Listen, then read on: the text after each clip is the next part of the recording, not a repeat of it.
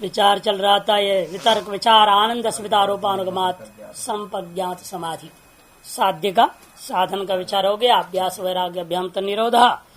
अब साध्य पर विचार चल रहा है संप्रज्ञात। पहले ये संप्रज्ञात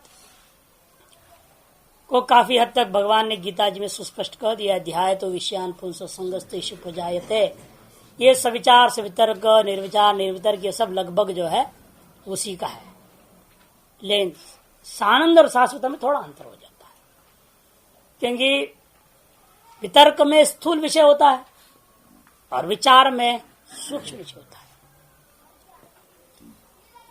सवितर्क इसलिए कहा गया और निर्वितर्क। सवितर्क में तीनों ही बातें हैं, शब्द अर्थ और ज्ञान स्थूल संबंधी तीनों रहता है। और शब्द के बिना अर्थ रह गया और ज्ञान रह गया, वो जो होता है निर्वितर्क हो जाता है।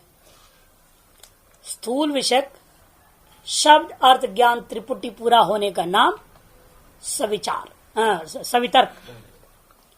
और शब्दोल्लेख के बिना अर्थावभाषी ज्ञान मात्र रह गया आपके पास, वो हो गया निर्वितर्क। और इसी प्रकार से शब्द अर्थ ज्ञान तीनों हो सूक्ष्म विषय का, उसका नाम सविचार। और जब शब्द उल्लेख के रहित होकर अर्थ विशिष्ट ज्ञान आपका, जैसा भी बहुत सारे चीज आपके दिमाग में है ना, दिमाग में अर्थ भी है ज्ञान भी है और बाही भी अर्थ पड़ा रहता है, नहीं भी रहे कोई आपत्ति नहीं, लेकिन अर्थ विशिष्ट ज्ञान आपके मन में है, शब्द नहीं, वो सब निर्वितर्क निर्विचार में आ गया। तो सवितर्क निर्वितर्क सविचार निर्विचार में अंतर इतना ही है। दो ऐसी चीजें जिसमें शब्द अर्थ ज्ञान तीनों स्थूल का और सूक्ष्म का, और शब्द रहित केवल अर्थ विशिष्ट ज्ञान स्थूल का और सूक्ष्म का।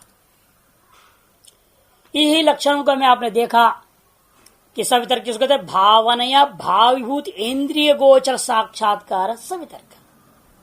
भावना के द्वारा भावीभूता जो घटपटादि वस्तु है वह इंद्रियों का विषय रूपेण अर्थात शब्दार्थ ज्ञान तीनों हो रहा है, ऐसे साक्षात्कार का नाम सवितर्क है।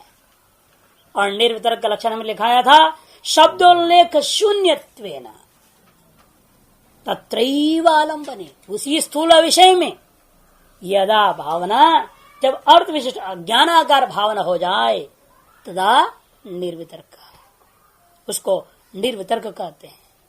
लिखा है ना लक्षण है सब। और सविचार का लक्षण लिखा था, जो कि सविचार में क्या होता है कि आपके साक्षात्कार किसकी हो रही है? वहां सूक्ष्म तत्वों का होता है। पंच तन मात्रा अंतःकरण गोचर साक्षात्कार। सूक्ष्म कौन है? पंच तन मात्राएं हुआ, अंतःकरण हुआ, तद विषय जो साक्षात्कार हो रहा है उस साक्षात्कार को हम कहते हैं सविचार। और तो उसी आलम्बन में देश काल धर्मावच्छेदेना, धर्मावच्छेदम बिना, देश काल धर्मादि अवच्छेद के बिना ही सीधे केवल धर्मी मात्रावलंबी जो ज्ञान है उसका नाम निर्विचार। धर्मी मात्रावलंबी अवभाषी भावना निर्विचार है, धर्मी मात्र को अवभाषित करता है। और अर्थ विशिष्ट ज्ञान मात्र भाषित हो रहा है आपको उस सूक्ष्म विषय का। शब्दोल्लेख नहीं, कालोल्लेख नहीं, देशोल्लेख नहीं, देश काल आदि धर्मावच्छेदम बिना, इसलिए कहा दिया था उनके बिना धर्म मात्र का अर्थ विशिष्ट ज्ञान मात्र का जो भाषण भावना कर देवे उस भावना विशिष्ट स्वरूप का नाम निर्विचार समाधि, निर्विचार संप्रज्ञात समाधि। ये तो गए स्थूल और सूक्ष्म। इसलिए इन दोनों को हम ग्राह्यालंबना समाधि कहते हैं। ग्राह्यालंबना, ग्रहणालंबना, ग्राहकालंबना तीन होती है। ग्राह्यालंबना में दो, एक स्थूल एक सूक्ष्म, इसलिए दो नाम दिया वितर्क विचार। उसमें भी शब्द उल्लेखी और शब्द अनुल्लेखी दो दो हो गए ना प्रत्येक में। इसे सवितर्क निर्वितर्क, शब्द उल्लेख हो तो सवितर्क, अनुल्लेख हो तो निर्वितर्क। स्थूल विषय ग्राह्य हो गया हो। और सूक्ष्म ग्राह्यों के लिए आया कि विचार शब्द से सविचार वहां जहां शब्द उल्लेख भी है और निर्विचार वहां जहां शब्द आदि उपाधियों को उल्लेख नहीं है। तो स्थूल सूक्ष्म रूपा ग्राह्य समापत्ति, इसका विस्तृत विचार आएगा सूत्र 41 से आगे। ग्राह्य समापत्ति नाम से आएगा, ग्रहण समापत्ति, ग्राहक समापत्ति के विस्तार रूप में आने वाला 41 से आगे। इन यहाँ संक्षेप में लक्षणों को हम बता रहे हैं। और सानंद, आनंद में क्या है, यहां इंद्रियां ही आपका विषय होते हैं। इस समाधि में आप इंद्रियों में टिक गए बिना विषय रूपी आलंबन का। विषय रूपी आलंबन की बिना इंद्रियों में टिकने का नाम सानंद संप्रज्ञात समाधि, सानंद संप्रज्ञात समाधि। भाई कोई विषय नहीं है। जैसे नासिकाग्र दृष्टि करो बोलते हैं पहले, या भ्रूमध्य में दृष्टि कीजिए बोलेंगे, आंख बंद कर लिया, न नासिकाग्र है न भ्रूमध्य है, लेकिन मन काम कर रहा है। क्या देख रहा है पता नहीं, लेकिन मन है, यह पता है कि हम देख रहे हैं, लेकिन किसको देख रहे हैं उसे बाह्य कोई विषय आलंबन नहीं होनी चाहिए। लेकिन अहम, मैं, ये भी विषय नहीं होना चाहिए। ये विषय हो जाए तो शास्मिता बन जाएगा। लेकिन विषय क्या है, कर्ण मात्र है। कर्ण मात्र विषय खो जाए। मन जान रहा है मैं हूं, मन अपने आप को जान रहा है, मन की वृत्ति को जान रहा है, लेकिन वृत्ति निर्विषयक है। इसको चिदाकाश धारणा के अंदर अवस्था में ले जाते हैं, उसको ही चिदाकाश धारणा के अंदर लिया गया है। लेकिन उस चिदाकाश की धारणा में निर्विषयक धारणा होनी चाहिए, सविषयक धारणा नहीं। केवल कहते हैं अंधकार दिख रहा है, किसी को फिर प्रकाश दिखने लगता है, वहां किसी को नीले रंग दिख लिया, कोई कुछ वर्णन करता है, योगी लोग अपनी अपनी कथा सुनाते हैं। लेकिन वास्तव में कुछ भी नहीं दिखने की अवस्था में पहुंच जाएंगे आप, और आपको ये नहीं पता रहता है मैं बैठा हूं ध्यान में। लेकिन इतना मालूम है मन सजग है, मन सजग है। मन के रूपी कर्ण अभी अभाव नहीं को प्राप्त नहीं, अंतःकरण अभाव रूपता को प्राप्त नहीं है। आप मन से आंख को देख सकते हैं, मन से अन्य इंद्रियों पर आप ध्यान कर सकते हैं बिना विषय का भी। जैसे योग शास्त्र में योग के द्वारा रोगों का इलाज जहां होता है, उसमें एक प्रक्रिया है प्राण विद्या की। जैसे किसी आंख खराब है, अब क्या करे, वो दर्द हो रहा है, परेशान है, तो उसे कहते हैं आप लेट जाओ या बैठे रहो और आंख बंद करो और अपनी दृष्टि आंखों में डालना, और श्वास लिए जाओ, और श्वास वहीं पहुंच रहा है सीधे प्राण, और वहां से लौट रहा है। धीमी श्वास लेते हुए केवल उस क्षेत्र में जिस भाग में आपको दर्द वगैरह है उसी भाग पर ध्यान देना है। वहां क्या हो रहा है, इंद्रिय ध्यान। लेकिन उस समय ध्यान रखना है, साथ साथ आप शुरू में इंद्रिय के गोलक का ध्यान करेंगे ना। जब ध्यान करो तो ये दिखेगा आपको, अंदर से आप देखोगे गोलक को देख रहे हैं, गोलक की भावना कर रहे हैं। इसलिए भावना बार बार बोली जाती है, वो भावना कर रहे हैं आप, आपका मन आपके गोलक को देख रहा है, लेकिन उस गोलक के माध्यम से घटपट आदि को नहीं ग्रहण कर रहा है, केवल गोलक।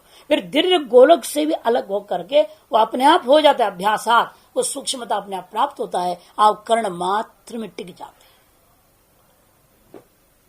और उस समय में उस कर्ण में जब टिके रहेंगे, उस कर्ण के पास जितना विषय भी आते रहेंगे तो भी विषय का प्रत्यक्ष नहीं होगा। यह प्रत्याहार का परिपक्व अवस्था सानंद संप्रज्ञात समाधि। उससे भी आगे बढ़ते हैं कि शास्मिता आता है। इसलिए वहां सानंद के लिए आपको कहा गया था कि रजस्तमो लेशन विद्ध सत्य प्रदान बुद्धि गोचर साक्षात्कार। आनंद में था ना, रज और तमोल्लेश से अनुविद्ध है। ये नहीं कि रजगुण तमोगुण नष्ट हो गया, ऐसा नहीं। रजो और तमो ज्यादा नहीं है, लेश थोड़ा है, उससे अनुविद्ध जो सत्य प्रदान बुद्धि का विषय, जो मैं देवदत्त हूं, इतना जो ध्यान होवे, केवल अपने ही विशिष्ट आकार का ध्यान, अहंकार आस्पदा अस्मित्व का जो ध्यान है, उस ध्यान की स्थिति का नाम जो है शास्मिता है ना। वहां पर शुद्ध सत्व प्रदान भी हो सकती है, महत्व गोचर केवल हो जाए, दोनों में अंतर इतना ही है। सानंद में रजगुण तमगुण थोड़ा है और शाश्वता में रजगुण तमगुण कम होते जाता है, शुद्ध सत्व बढ़ते जाता, तारतम्यता है दोनों में। रजगुण भी है, तमगुण भी थोड़ा थोड़ा रहता है, लेकिन ज्यादा है सानंद में, कम है शाश्वता में। इतना ही अंतर है। इसलिए कई लोगों ने कहते शुद्ध सत्व प्रधान महत्व मात्र गोचरा। महत्व ने बुद्धि तत्व अहंकार तो वही मात्र है विषय जिस साक्षात्कार का, उस भावना विशेष स्थिति का नाम शाश्वता संप्रज्ञात समाधि, जिसमें कर्ण भी रहत हो गया, आगे अहम पर टिके हुए हैं, अस्मि पर टिके हुए हैं, बुद्धि तत्व पर टिके हुए, अंतःकरण पर टिके हुए हैं। बाह्य करणों को छोड़ करके अंतःकरण मात्र प्रधान होकर के वृत्ति की अवस्था जो बन जाए, उस अवस्था का नाम शाश्वता।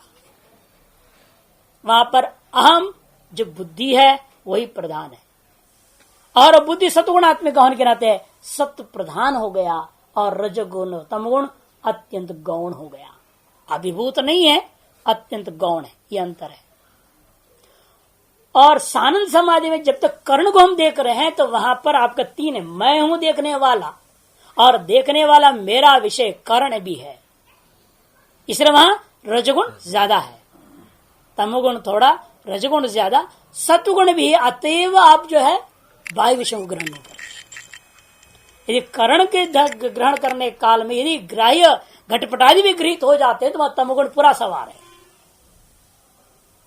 इसलिए तमो लेश है, रज भी किंचित है, सत्व ज्यादा है। उस स्थिति में क्या होता है, सानंद समाधि करणाधिष्ठित होकर के हो जाता है। लेकिन जब रजगुण और कम हो जाए, तमोगुण भी और गौण हो जाए, और सत्व और बढ़ते जाए, उस स्थिति में धीरे धीरे धीरे आप बाह्य करणों का भी ध्यान छोड़ करके केवल अंतःकरण मात्र, मन मात्र, बुद्धि मात्र, अहंकार मात्र ही टिकता है। मैं हूं, बस इतनी की ध्यान होती है। मैं अपने आंखों को देख रहा हूं, मैं अपने श्रोत्र इंद्रियों को देख रहा हूं, यह नहीं है। मैं हूं, इतना ही है। मैं घट को देख रहा हूं, ये हो गया आपका सवितर्क, और निर्वितर्क में शब्दोल्लेख हो या ना हो उस आधार पर। और सविचार में घट का कारण मृत्तिका भी तन मात्रा को, गंध तन मात्रा को मैं अनुभव कर रहा हूं अपने ही घ्राण इंद्रियों से, गंध तन मात्रा को, चक्षु से रूप तन मात्रा को मैं ग्रहण कर रहा हूं। उस सूक्ष्म स्थिति को लेकर के सविचार और निर्विचार हुआ। वो सब बाह्य बिल्कुल हटाओ, बाह्य विषय ही नहीं रह गया, न घटपटादि स्थूल, न तन्मात्रा आदि सूक्ष्म, केवल कर्ण मात्र विषय है जिसका, उसको हम लेते हैं। अर्थात वहां मैं मेरा अपना चक्षु को देख रहा हूं, मैं मेरा अपना श्रोत्र को देख रहा हूं, और श्रोत्र से शब्द को ग्रहण नहीं कर रहा हूं, चक्षु से रूप आदि घटादियों को वस्तु को ग्रहण नहीं कर रहा हूं। ये दृढ़ स्थिति जब स्थिति बन जाता है उसको सानंद कहते हैं। जब कर्णों को भी छोड़ करके जब केवल अपने में रह जाते हो, मैं देवदत्त हूं, मैं आत्मा हूं, मैं हूं, बस इतनी भी हो, तो भी उसको शाश्वत संप्रज्ञा समाधि कहते हैं। देखिए भाष्यकार और थोड़ा थोड़ा स्पष्ट करते हैं। वितर्क चित्तस्य आलंबने स्थूले आभोग, आ गया ना, चित्त का आलंबन में आभोग होना। आभोग का मतलब पहले भी अर्थ कर चुका हूं, चित्त की वृत्ति के द्वारा इस विषय का अनुभव करना। चित्त अपने वृत्तियों के द्वारा विषय को ग्रहण करके उसका अनुभव करने का नाम आभोग। चित्त अपने आलंबन में आभोग कर रहा है। वो आलंबन कैसा है, विषय कैसा है, स्थूले आलंबने, स्थूल है वो। सूक्ष्म विचार से यदि सूक्ष्म वस्तु को ग्रहण करने लग जाए आलंबन, जो वृत्तियां जाकर के सूक्ष्म आलंबनों को ग्रहण करने लग जाता है, तो कदे विचार आनंदो ह्लाद, और जो ह्लाद है वह आनंद है। सानंद संप्रज्ञात समाधि कहा जाता है, जिसे ह्लाद है, सत्वगुण प्रधानता है, रजोगुण तमोगुण घटते जाता है, केवल कारण है। विषयों के कारण से राग द्वेष है। आपको अपने आंखों से द्वेष नहीं है, आंखों से दिखा घटपट आदि को लेकर द्वेष होता है। कोई अपने आंख में मिर्ची नहीं झोंक लेता है, और ये चाहता है लेकिन मेरे अंक मेरा शत्रु ना, ये तो चाहते हैं। अर्थात राग द्वेष कहाँ है? बाह्य वस्तु में है ना। यदि आप अपने आंखों से द्वेष करने लग जाए, रे तुमने मेरा चक्षु होकर के तुमने शत्रु को क्यों देखा है, इसे मैं तेरे को फोड़ दूंगा, ऐसे कोई फोड़ेगा अपने आंखों को? नहीं, अपने आंख में राग द्वेष नहीं होती है, विषय मात्र में होता है। इसे राग द्वेष की न्यूनता है करणों में। कोई कोई होते हैं मूढ़ बुद्धि वाले, थोड़े आत्महत्या ही कर लेते हैं, तो कर्ण को फोड़ने में क्या दिक्कत है किसी को? तो लेकिन वो अलग बात, अत्यंत मूढ़ता वाली बात आती है। तो यहाँ वास्तविक साधना में ये आप देखेंगे तो बाह्य विषय जितना भी रहता हो संबंध है, जब तक तब तक संगस्त शुभ जाति इत्यादि इत्यादि शुरू हो जाता है, फिर वो अपने विनाश का कारण बन जाता है।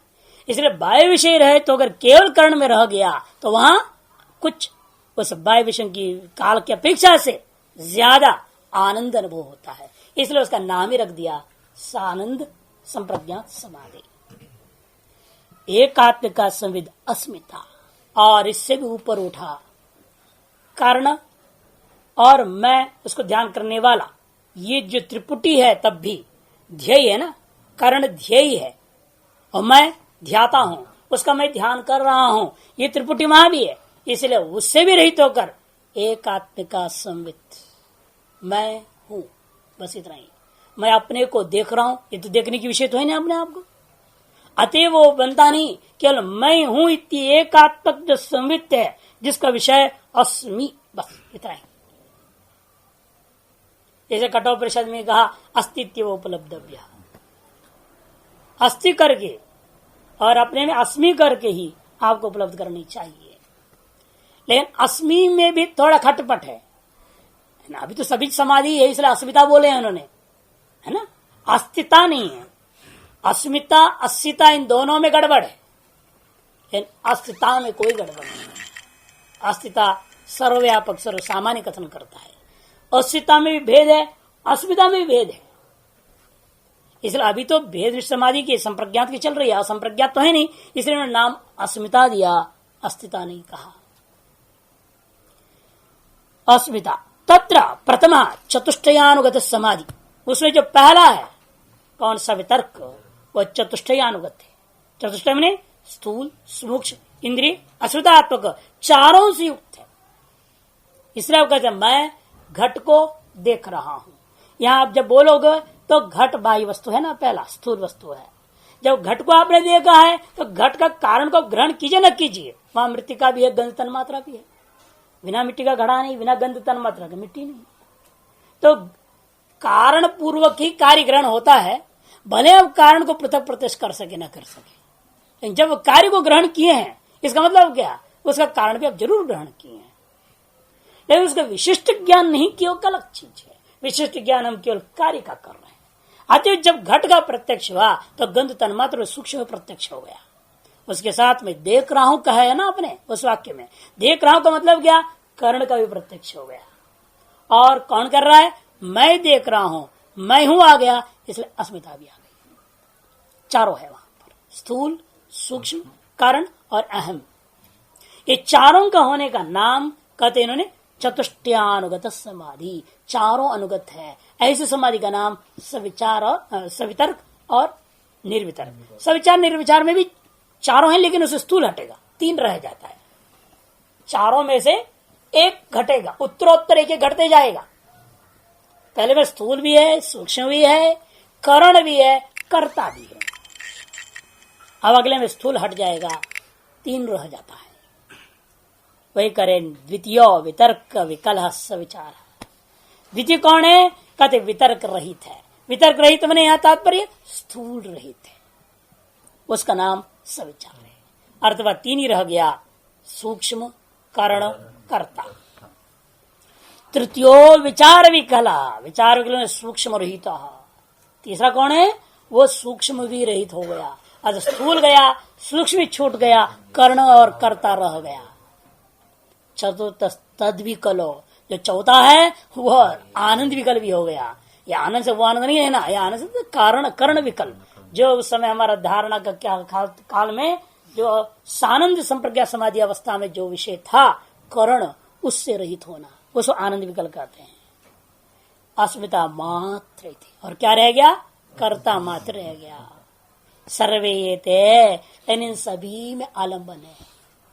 सर्वे ते सालंबना समाधय, इन सभी समाधियों में कुछ न कुछ विषय बनी रहा है।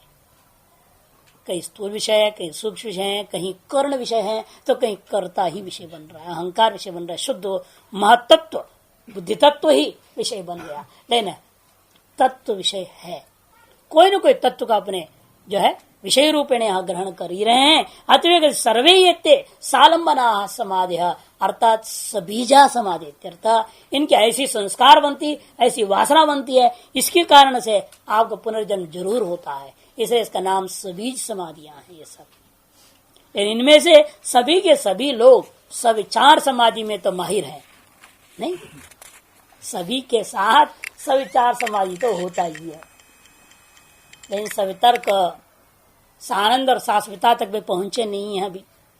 नहीं, कई प्रयास भी नहीं किए। बात तो ये है, कभी प्रयास किए हैं कि हम जो है जो बाह्य जगत जो देख रहे हैं, इस बाह्य जगत से रहित होकर के किसी सूक्ष्म जगत की ओर हम जाएं, किसी सूक्ष्म जगत का ही हम धारण करें, ध्यान करें। ऐसा किसी के मन में भी नहीं आया होगा, प्रयास क्या करेंगे? तीसरे सभी के सभी सविचार समाधि में तो पशु भी रहते हैं। इसलिए भाष्यकार का पश्चात विश्च विशेषा, शंकराचार्य जी कहते सारी दुनिया पशुवादियों से बिल्कुल कोई फर्क नहीं है, दुनिया की सब बराबर है। क्योंकि सभी में ये जो सविचार संप्रज्ञा समाधि है और सवितर्क निर्वितर्क, ये दोनों संप्रज्ञा समाधियां सभी में पाए जाएंगे। और कुछ सूक्ष्म ध्यान धारणा वगैरह करने वालों में कुछ हद तक सविचार निर्विचार समाधियों का भी अनुभूति हो जाते हैं। इन कर्ण मात्र में टिकना ये बहुत कठिन काम है, शाश्वता में ही रह जाना और भी कठिन है। इस और आगे जितनी भी समाधियां हैं जिनका वर्णन आएगा वो सब कठिन ही रहेंगे, वो तो अभ्यास ही होगा। इस विषय में मोक्ष धर्म शास्त्र शांति पर्व में कहा भी गया है। जो निर्विचार समाधि सविचार समाधि के वो तो उसको टच ही नहीं करते हैं शुरू वाले को, वो कहते हो क्या है सब पशुवादी विशेषात, उसको क्या बोलना है? वो तो उसमें जाते ही नहीं, वो सीधा सविचार निर्विचार से शुरू करते। इंद्रियाणि मनश्चैव यदा पिंडी करोत्ययम् एष ध्यान पथ पूर्वो मया समनुवर्णितः। शांति पर्व महाभारत में 45 पृष्ठ संख्या 45वें श्लोक दिखाई दे रहे हैं। इंद्रियाणि मनश्चैव, देखो केवल इंद्रिया और मन है, अर्धबाह्य विषय छोड़ दिया। इंद्रियाणि मनश्चैव यदा पिंडी करोत्ययम्, जब यह चित्त इतने कोई लेकर प्रत्यक्ष का विषय साक्षात्कार करने लग जाता है, एष ध्यान पथ पूर्वो यथा मया समन्वयति, यही ध्यान मार्ग को मैंने पूर्व में कथन किया है। अर्थात वहां केवल उन्होंने सविचार और निर्विचार की चर्चा किया, सवितर्क निर्वितर्क को छुए भी नहीं। और आगे बढ़ जाते, एवं इंद्रिय ग्रामम शनै संपरिभावयेत संहरित क्रमशश्चैव सम्यक प्रशमिष्यति।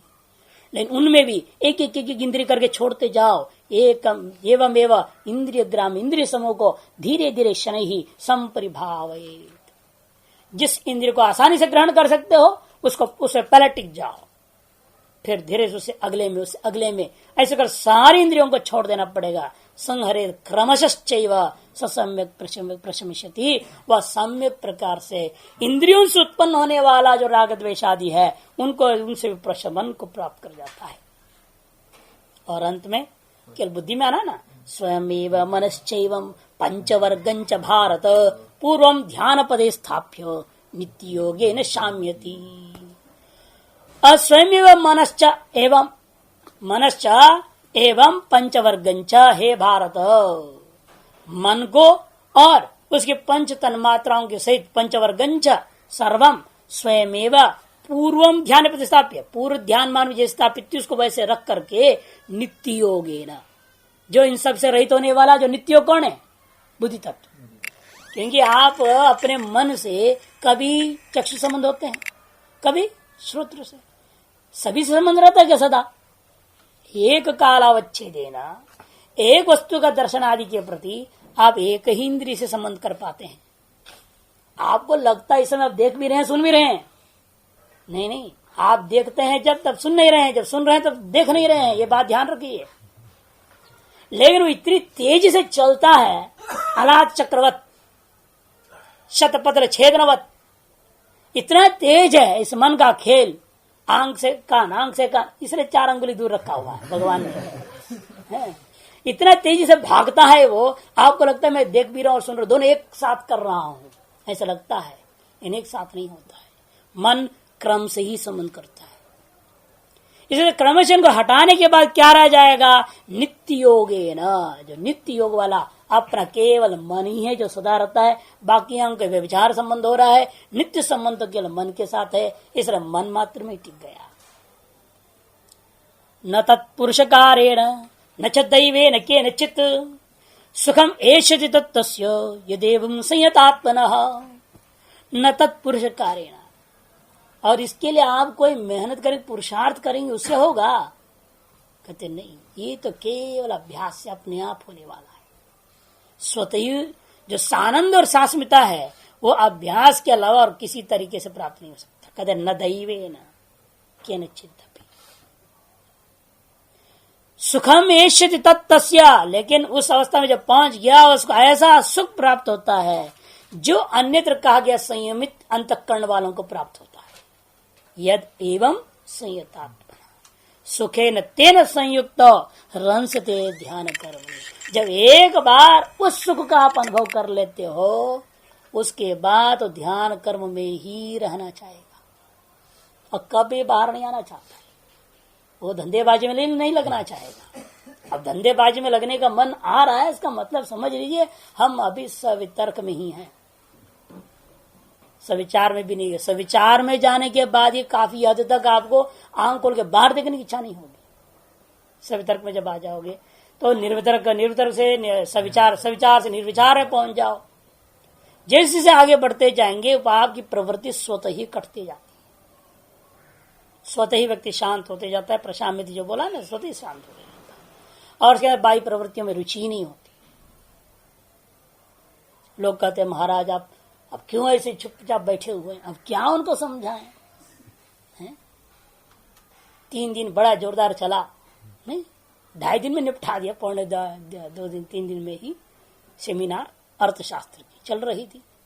अब जब आप बात होती तो लोग कहते रहे आप ऐसे कैसे बैठे हुए हैं इतने बड़े? तो कौन बड़ा है भैया? तो छोटा से दिख नहीं रहा है, 5 फुट का, दूल्हा सा पतला सा, कहाँ बड़ा है?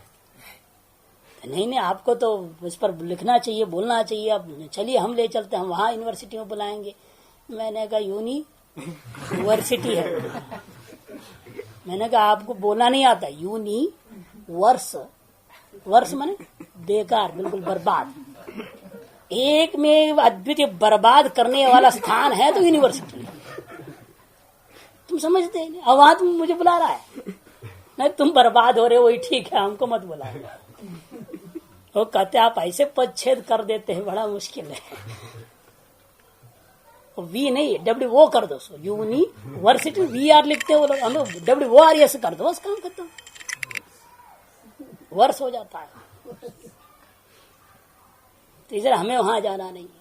तो उन्हें क्यों, उन्हें ये महसूस होता है? इसलिए कि वो प्रपंच में है ना, वो चाहते हैं। इसलिए गृहस्थियों के साथ संग करोगे वो आपको धीरे धीरे ग्रस्त बना देंगे पूरा। बनिया के साथ जितना समझ रहे हो आपको बनिया बना देगा, छोड़ेगा ही नहीं। ये स्वभाव है ना, जिसका जैसे आप चुंबक के आप उसको चुंबक बना लिए, पहले तो आप चुंबक बने थे, अब खुद लोहा होकर उसको चुंबक बना दिया, आपने गड़बड़ कर लिया, सशक्तिहीन हो गए ना। चुंबकीय शक्ति से हीन हो जाए, चुंबक को क्या रह गया? लोहा ही तो रह जाता है। अब वो आपकी ओर खींच रहे, इसका मतलब क्या? वो धीरे धीरे वो चुंबक बने जा रहा है और आप लोहा बनते जा रहे हैं। तो यही होता है संसार में। इसलिए ये जो उत्तरोत्तर कहते हैं, वो व्यक्ति निश्चित रूप में ध्यान कर्म में ही रमण करेगा, इधर उधर रमण नहीं कर सकता जगत में। इसी बात को अन्यत्र भी वाचस्पति मिश्रकार ने कहा है, तम अणुमात्रम आत्मान अनुविद्य अस्मीति एवं तब संप्रजानीते। जब एक बार वो अस्मि ऐसे जान लेता है, उसमें पहुंच जाता है, दो बार अणु मात्र के लिए, क्षण मात्र के लिए भी वो बाहर इधर उधर नहीं भटकेगा। अपने स्वरूप निष्ठा, अपने जो स्वाध्याय निष्ठा में रहेगा। महत्यात्मनि महति नियच्छेद यदच्छेद शांत आत्मनि ज्ञानम आत्मनि महति नियच्छेद। कठोपनिषद में कहा ना, तद यच्छेद शांत आत्मनि, उत्तरोत्तर संयम को लय करते जाना है। इसे कहते हैं लय प्रक्रिया। विषयों को छोड़कर इंद्रियों में लीन होना, अर्थात विषयों को इंद्रियों में लीन कर दिया, विषयों की अपनी सत्ता का कोई महत्व नहीं दिया। इंद्रियों की सत्ता को महत्व देना, वही इंद्रियों में लय होना। अब इंद्रियों को मन में लीन किया का मतलब क्या? इंद्रियों की सत्ता को महत्व नहीं दिया, आपने मन मात्र की सत्ता को महत्व दे दिया। वास्तव में आपके अपने अंदर से जिस चीज को आप महत्व देते हो, आपकी वृत्ति उसकी तरफ ही जाती है। यदि आप बाह्य जगत के महत्व देते हो, आपका इंद्रिय उस तरफ चली जाएगी। आप चाहे जितना भी रोकने का प्रयास कीजिए, महत्व जिसको है मन भी वहां से हट नहीं सकता। आप रोकने की कोशिश कीजिए, मन को नहीं रुकेगा, क्योंकि उसको अंदर से आदेश मिल रहा है ना, ताकत मिल रहा है। ताकत क्या है? आपका ही दिया हुआ महत्व है। हम घट को महत्व देंगे, किस चीज को महत्व देंगे? आप उस चीज की ओर मन जाएगा। आप बुद्धि कहेगी, समझाने का प्रयास भी करेगी बुद्धि, लेकिन बुद्धि की एक भी बात मन नहीं सुनेगा। कारण उसको अंदर से प्रेरणा दूसरी शक्ति मिल गई है, वो बुद्धि को भी किनारा कर देता है और अपनी मन मौजी कर डालता है। वहां लय में और कुछ नहीं है। लय प्रक्रिया आप घटपट सबको पकड़ के इंद्रियों में घुसा दोगे क्या? इंद्रियों में लय कर दो, फोड़ फाड़ करके उसको, ये अर्थ थोड़ी है। वहां घट को चुन करके आंख में ढूंस दोगे क्या? अरे विषयों का लय करने का मतलब और कुछ नहीं, उन विषयों के महत्व को समाप्त कर दिया। आपने अपने जीवन में विषयों को कोई महत्व नहीं दिया, तब इंद्रियां विषयों की ओर जा नहीं सकती है, स्वतः समाप्त हो। फिर इंद्रियों के भी महत्व कर दो तो अंतःकरण में टिकेगा, अंतःकरण का भी महत्व खत्म कर दो अहंकार में टिकेगा, उसका भी महत्व खत्म कर दो तो स्वरूप में टिक जाएगा। यही लय प्रक्रिया को उन्होंने समझाया। ज्ञान मात्मनि महति नियच्य तद्यच्य शांत आत्मनि इत्यादि। और अस्मिता का और कुछ नहीं, अहंकार को लेना पड़ता है। अस्मिता अभिमानो अहंकार, सांख्य कारिका करे अभिमानो अहंकार, सांख्य का 24 में कहा है। और इसकी व्याख्या करते भोजराज अपनी वृत्ति में भी लिखते हैं, अहमित्युल्लेखेन विषयान वेदेते स्व अहंकार। अहम यह उल्लेख करते हुए विषयों का जो ज्ञान कराने वाले का नाम अहंकार है, वही अस्मिता का विषय बन जाता है। इस प्रकार संप्रज्ञा समाधि का विचार हुआ। अब कहते अथ असंप्रज्ञा समाधि किम उपाय किम स्वभाव हुआ इति। इसके अनंतर असंप्रज्ञा समाधि का विचार आरंभ होता है। वहां भी पूछ रहे, दो बात प्रश्न रखा जा रहा है, उसका उपाय क्या है और उसका स्वरूप क्या है, स्वभाव क्या है। पहले उपाय बताएंगे, विराम प्रत्याभ्यास पूर्व संस्कार शेषो अन्य। विराम प्रत्याभ्यास पूर्व ये उपाय है, संस्कार शेष वह उसका स्वभाव है, स्वरूप है। वह अन्य माने दूसरा, अर्थात असंप्रज्ञात समाधि। विराम प्रत्यय, विराम ने क्या? वृत्तियों का अभाव होना। विराम ने वृत्तियों का अभाव, अभाव है कारण जिसका, विराम प्रत्यय। प्रत्यय माने कारण। यहां प्रत्यय शब्द का अर्थ, दोनों प्रत्यय शब्द, प्रत्यय शब्द का अर्थ यहां कारण ही मिलेगा। विराम प्रत्यय, विराम माने वृत्ति भाव है, कारण जिसका। ऐसा कौन है वो? पर वैराग्य। इसलिए विराम प्रत्यय शब्द का अर्थ सीधे लिख सकते हो आप, पर वैराग्यम। पर वैराग्य, केवल वैराग्य नहीं बोलना, पर वैराग्य। और उसी का अभ्यास है पूर्व स्थिति, जिसका अर्थ है पूर्व कारणम। पूर्व शब्द का अर्थ यहाँ कारण है, प्रत्यय शब्द का भी अर्थ कारण है, पूर्व शब्द का भी अर्थ कारण है। विराम वृत्य भाव, वृत्य भाव है कारण जिसका। ऐसे कौन हो गया? पर वैराग्य। वह पर वैराग्य का अभ्यास है कारण जिसका, वो तत्व हो गया असंप्रज्ञात समाधि। और उसमें होता क्या है? बाहर कुछ भी नहीं है, केवल संस्कार से शुरू हो गया। संस्कार शेषो अन्य। लेकिन संस्कार भी बीज है, ये भी सभी में आएगा। इसलिए एक तरह से कि संस्कार शेष रह गया ना, संस्कार ही बीज होता है, वही पुनर्जन्म का कारण है। वह संस्कार शेष रह गया। अच्छा, परवैराग्य जन्य वृत्ति भावात्मक, परवैराग्य जन्य वृत्ति भावात्मक अभ्यास जन्य वस्तु का नाम असंप्रज्ञात समाधि। सर्वथा निर्वृत्ति प्रक है वो, सर्वथा निर्वृत्ति रूप, निवृत्ति नहीं निर्वृत्ति रूप, सिद्ध रूपता को प्राप्त कर जाता है वो। वह संस्कार मात्र रह गया का मतलब बाह्य विषयादि जब तक है तब तक यह सिद्ध है। आप भी बोलते ना ये तो महात्मा सिद्ध हो गया, तब जब उसको बाह्य कोई चीज की जरूरत नहीं पड़ती। आप व्यक्ति किसको सिद्ध मानते हैं? अब यदि मजदूरी करके 70 रुपया मिलेगा तो सिद्ध है क्या? अब मजदूरी किए बिना ही उसने 70 रुपया उगा लिया, उसका जी तो बड़ा सिद्ध पुरुष है भाई, बिना कुछ किए सब प्राप्त कर लेता है। इसलिए जब तक करना होता है तब तक वो वस्तु असिद्ध है, जब करना समाप्त हो गया वही उसकी सिद्धि है। इसे कहते हैं सिद्ध रूपता का नाम ही संस्कार विशेष है। संस्कार शेषो अन्य, भाष्यकार सर्ववृत्ति प्रत्यस्तमये आ गया ना, सकल वृत्तियों का प्रत्यस्तमय होने का मतलब लय हो जाना, नाश हो जाना, समाप्त हो जाना, अभाव को प्राप्त करना। संस्कार शेष निरोध, लेकिन उस समय वृत्तियां निरुद्ध है, लेकिन निरुद्ध वृत्तियों में संस्कार बचा हुआ है। संस्कार शेषो निरोध। चित्तस्य, इस चित्त की स्थिति का नाम असंप्रज्ञात समाधि, असंप्रज्ञात और असंप्रज्ञात समाधि है। तस्य परम वैराग्य उपाय, उसका उपाय क्या है? पर वैरागी है। सालंबनो ही अभ्यास तत्साधनाय न कल्पते इति भाव। कहने का मतलब असंप्रज्ञात समाधि में सालंबन अभ्यास काम नहीं करता, और संप्रज्ञात में क्या था? वो चारों के सर्वे ये थे सालंबना समाधि कहा गया था, और ये जो है निरालंबना है, क्योंकि यहाँ संस्कार ही आलंबन है, और संस्कार कोई बाह्य वस्तु है नहीं, स्थूल वस्तु है नहीं। उस पर अहंकार आदि रूपा जो बाह्य क्रिया का विषय बन रहा है उस तरह की चीज नहीं है वो। इसलिए कहते हैं यहाँ सालंबनो ही अभ्यास तत्साधना है, माने असंप्रज्ञात को प्राप्त कर साधन के लिए न कल्पते। विराम प्रत्यो निर्वस्तु कहा आलंबनी क्रियते, किंतु फिर किसको लोगे आप? विराम प्रत्यय को हम कारण मानते हैं। विराम प्रत्यय का मतलब क्या? निर्वस्तु को वैराग्य। वैराग्य इसलिए पर वैराग्य लेना, इसलिए पहले कहा था कि निर्वस्तु होनी चाहिए। ये वैराग्य भी है, लेकिन कह रहे हैं आप इस लोक का वैराग्य है, मुझे इंद्र पद भी नहीं चाहिए, ये गंधर्व लोक नहीं चाहिए, ये लोक नहीं चाहिए, वो लोक नहीं चाहिए, लेकिन मैं ब्रह्मा बनना चाहता हूं, हिरण्यगर बनना चाहता हूं।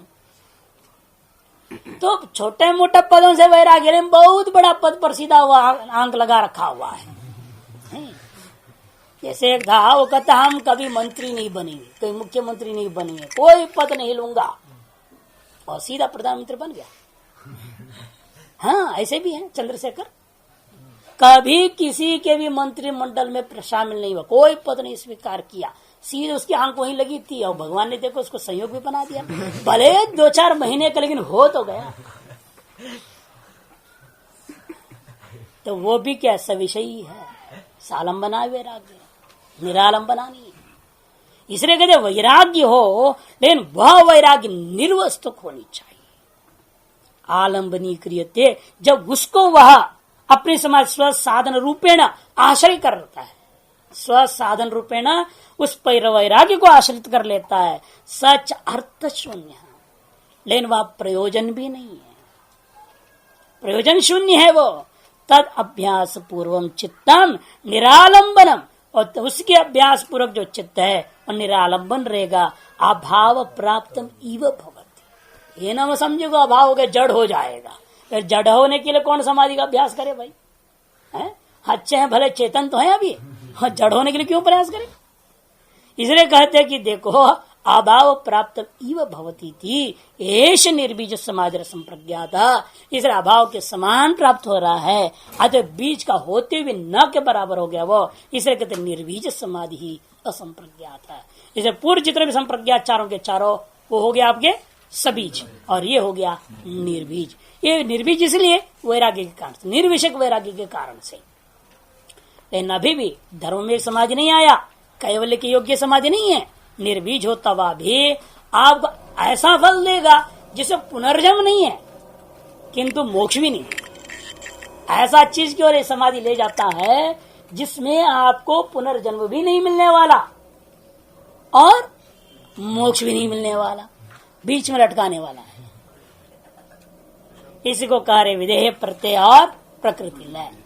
विधेय और प्रकृति लय, ये दो फल मिलता है इससे। विधेय भाव को प्राप्त होना भी व्यर्थ ही है, प्रकृति लय भाव को प्राप्त होना भी व्यर्थ ही। यद्यपि उनमें जड़ता नहीं, आप जानते हैं मैं समाधि में हूं, ऐसी समाधि किस काम की जो आप अरबों साल रह जाएंगे, अनेकों मनवंतर रह जाएंगे, लेकिन फिर भी मोक्ष ही नहीं होगा। उसके बाद फिर आना पड़ेगा, यहाँ फिर जन्म लेना पड़ेगा। तात्कालिक पुनर्जन्म आदि नहीं है लोक आदि के फल के द्वारा, लेकिन उतने मनवंतरों के वापस आना पड़े तब भी बेकार ही है ना। इस दृष्टिकोण से आप इसलिए कहते जान करके निर्बीज तो है लेकिन संस्कार शेष भी है कह दिया।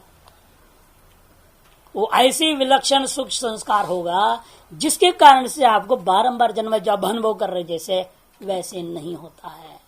आगे इसको स्पष्ट कर देखिए अगले मंत्र सूत्र में।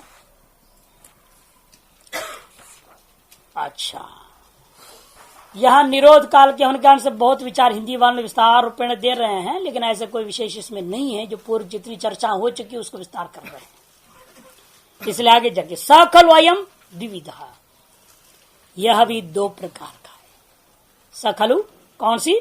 ये जो आपने असंप्रज्ञात निर्बीज समाधि की चर्चा की वह पुनः दो प्रकार का है, एक उपाय प्रत्यय और एक भव प्रत्यय। उपाय प्रत्यय श्रद्धादि कारण जन्य है और भव प्रत्यय माने अविद्या कारणक। श्रद्धादि कारणक और अविद्या कारणक दो चीज। उपाय कहने से यहां श्रद्धादि, भव का मतलब अविद्या। भव शब्द का सीधे ही आप अविद्या ले, भवन्ति सर्वम अस्मात् इति भव, जिससे सारा जगत पैदा होता है उसका नाम भव। कौन है वो? अविद्या। क्या विद्या ही अविद्या क्षेत्र मुतरेशम, अविद्या खेती है सारे आगे की। इसलिए अविद्या ही सारे जगत की उत्पत्ति का कारण होने से अविद्या को यहाँ लिया गया भव शब्द से, और उपाय शब्द से उस अविद्या का ही कार्यभूत श्रद्धादियों को लेना है। तत्र उपाय प्रत्यय योगी नाम भवति, वहां उपाय प्रत्यय योगियों के लिए कहा गया है। हेयस्तु प्रथम उच्चते, क्योंकि हे है ना, हे होने गया तो पहला इसको कह दिया। हे और उपाधि, हे मन त्याज्य, इसको लेना नहीं, लेकिन यदि इसके आधार पर चलोगे तो फंसोगे। ये हे कोटि में है कि विधेय रूपी फल प्राप्त करना, प्रकृति लय रूपी फल को प्राप्त करना बिल्कुल ही उचित नहीं है। यह मोक्ष में सबसे बड़ा बाधक है। इसलिए हेय को पहले बताया जा रहा है, तो त्याज्य उसको पहले बताएंगे, फिर बाद में उपाधि क्या है पूछोगे तब उपाधि का वर्णन करेंगे। तो उपाय प्रत्यय हमेशा हेय होता है और भव प्रत्यय फिर उपाधि होता है, लेकिन वास्तव में वो भी त्याज्य है मोक्ष दृष्टिया, जो धर्म एक समाज दृष्टि से वो अंत में बताएंगे। उत्तरोत्तर पूर्व पूर्व त्याज्य होता है, उत्तरोत्तर उपाधि होते जाता है। विदेहानाम देवानाम भव प्रत्यय, कहते हैं कि विदेहानाम, विदेहानाम का मतलब क्या? शरीर रहिता नाम, कहते देवानाम, देवता। वह शरीर का मतलब 60 कौशिक रहिता नाम, ये 60 कौशिक शरीर में प्राप्त होता है, इसे रहित होना। इसके विस्तृत विचार